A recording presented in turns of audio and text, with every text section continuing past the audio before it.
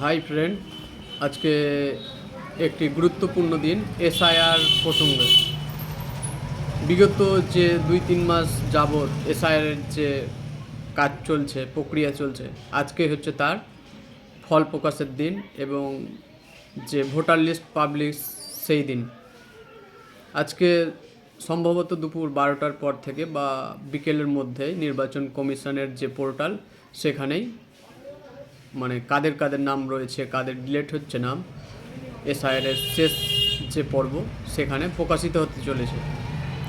অতএব আপনারা প্রত্যেকে নিজের নাম দেখে নেবেন এবং অনলাইনে দেখবেন এবং সাথে যে বিএলআররা আছেন তাদের কাছে হার্ড কপির আসবে। মূলত আপনার হচ্ছে 3টি পর্যায়ে নামগুলি থাকবে। এক হচ্ছে যারা অ্যাপ্রুভেড ভোটার, অর্থাৎ যাদের কোনো কিছু প্রবলেম নেই, পুরোপুরি 100% তাদের নাম থাকছে অ্যাপ্রুভেড হিসেবে। 2 নম্বর হচ্ছে যে যাদের ডিলেট হচ্ছে নাম, অর্থাৎ মৃত ভোটার, এই সব যারা পুরোপুরি মিসম্যাচিং তাদের যে নামগুলি, সেটা হচ্ছে 2 নম্বর ক্যাটাগরি।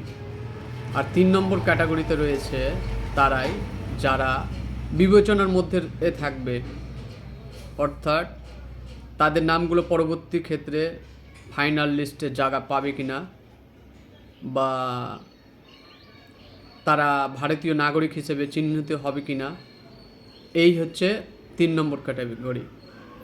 তো এই লিস্ট দেখে আপনারা কেউ হতবাক হবেন না, অর্থাৎ আপনারা এই লিস্ট দেখে কেউ আতঙ্কিত হবেন না এবং লিস্ট দেখে কেউ ভয়ে কোনো রকম কোনো কিছু করবেন না, বা কোনো দ্বন্দ্ব ঝামেলা, কোনো বিদ্রোহ, কোনো সরকারি সম্পত্তিতে কোনো ক্ষতি করার চেষ্টা করবেন না।